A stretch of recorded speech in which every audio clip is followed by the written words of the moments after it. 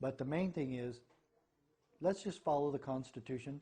That's my message. It's been my message for 20 years, and it's the Oath Keeper message. Just keep your oath of office, follow the Constitution. Is that too simple? I don't know. Well, the sheriff is the most powerful law enforcement officer in the country and has the ultimate say in his county. No one supersedes his jurisdiction. And I want this made very clear.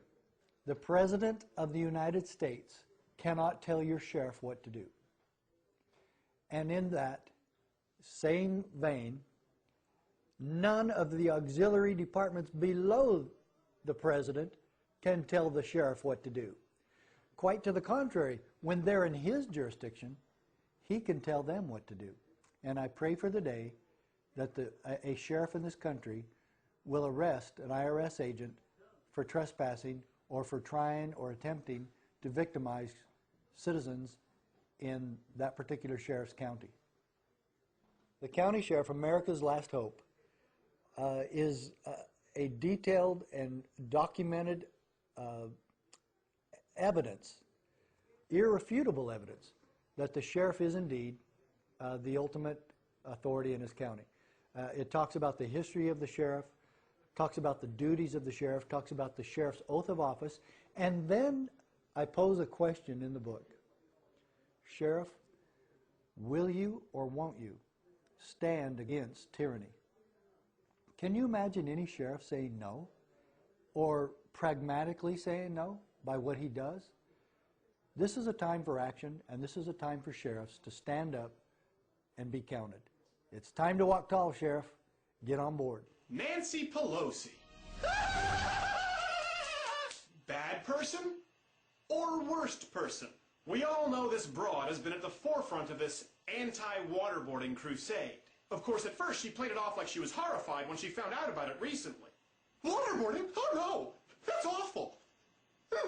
And then everyone discovered that she was there for the 2002 briefing and knew about it all along. Lies! That's all lies! Yeah. So what does good old Nancykins do? Rather than admit it, she claims she's been missiled by the Bush administration and the CIA. They all bamboozled me. Really? Because Pelosi, I remember for years the implications you made about George W. Bush. George Bush is mildly retarded.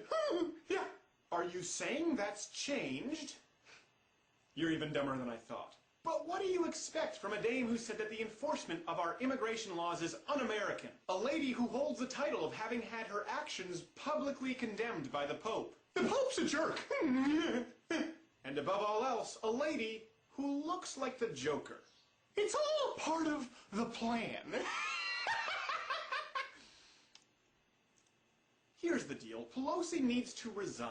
Either A, she genuinely doesn't remember the 2002 CIA briefings because she's senile. Sorry, Toots, Botox won't keep the brain young. Or B, she is lying. And considering that she's accusing the CIA of deliberately misleading her, essentially calling members of our armed forces liars, I'm inclined to believe the latter. What do you think? Should Pelosi resign? Let me know.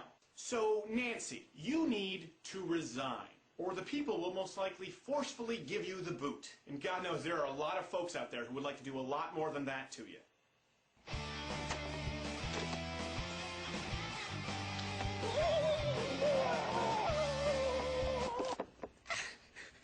You don't know where I've been! Shut up, you old bag!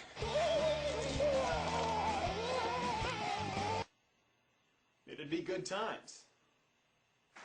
I'll also institute an absolute gift ban so that no registered lobbyist can curry favor with members of my administration based on how much they can spend on a fancy dinner.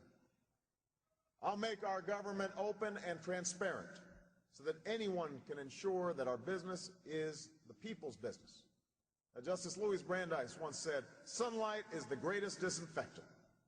And as president, I'm going to make it impossible for congressmen or lobbyists to slip pork barrel projects or corporate welfare into laws when no one's looking, because when I'm president, meetings where laws are written will be more open to the public, no more secrecy. That's a commitment I make to you as president.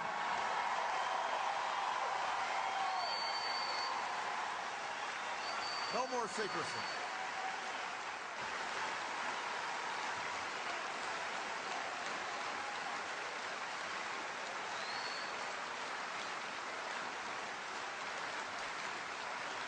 And when there's a bill that ends up on my desk as president, you, the public, will have 5 days to look online and find out what's in it before I sign it, so that you know what your government's doing. When there are meetings between lobbyists and a government agency, we'll put as many of those meetings as possible online for every American to watch. When there's a tax bill being debated in Congress, you will know the names of the corporations that would benefit and how much money they would get. And we will put every corporate tax break and every pork barrel project online for every American to see. You will know who asked for them, and you can decide whether your representative is actually representing you. Assalamu alaikum. Many other Americans have Muslims in their families or have lived in a Muslim-majority country. I know because I am one of them. But my father came from a Kenyan family that includes generations of Muslims. As a boy, I spent several years in Indonesia and heard the call of the azan at the break of dawn. I have known Islam on 3 continents before coming to the region where it was first revealed. That experience guides my conviction. You are absolutely right that John McCain has not talked about my Muslim faith.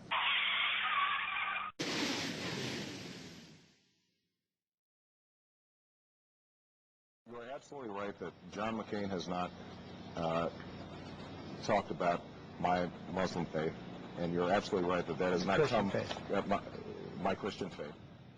Obama is a radical communist, and I think it's becoming clear. That's what I told people in Illinois, and now everybody realizes it's true.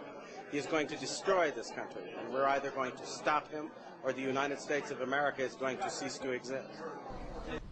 As the Holy Quran tells us, the Holy Quran teaches that, the Holy Quran tells us, and the Holy Quran also says... Is he President of the United States? According to the Constitution, in order to be eligible for president, you have to be a natural-born citizen. He has refused to provide proof that he is, in fact, a natural-born citizen, and his Kenyan relations say that he was born in Nairobi at a time when his mother was too young to transmit U.S. citizenship. So I'm not even sure he's President of the United States. No, that's not a laughing matter.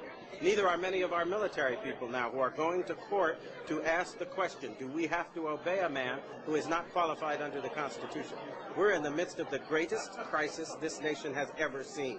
And if we don't stop laughing about it and deal with it, we're going to find ourselves in the midst of chaos, confusion, and civil war. It's time we started acting like grown-ups. We will convey our deep appreciation for the Islamic faith, which has done so much over the centuries to shape the world. I would like to speak directly to the people and leaders of the Islamic Republic of Iran. Their great and celebrated culture. Over many centuries, your art, your music, literature, and innovation have made the world a better and more beautiful place. We know that you are a great civilization, and your accomplishments have earned the respect of the United States and the world. I also know civilization's debt to Islam. It was Islam at places like Uluzar that carried the light of learning through so many centuries, paving the way for Europe's Renaissance and Enlightenment. The person you call President Obama, and I frankly refuse to call him that. Right. At the moment, he is somebody who is kind of an alleged usurper, who is alleged to be someone who is occupying that office without constitutional warrant to do so.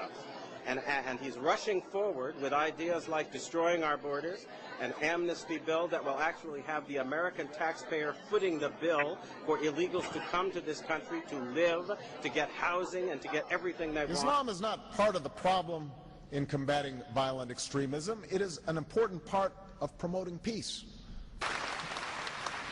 The enduring faith of over 1 billion people is so much bigger than the narrow hatred of a few. In the United States, rules on charitable giving have made it harder for Muslims to fulfill their religious obligation. That's why I'm committed to working with American Muslims to ensure that they can fulfill zakat. It is important for Western countries to avoid impeding Muslim citizens from practicing religion as they see fit. And I consider it part of my responsibility as President of the United States to fight against negative stereotypes of Islam wherever they appear.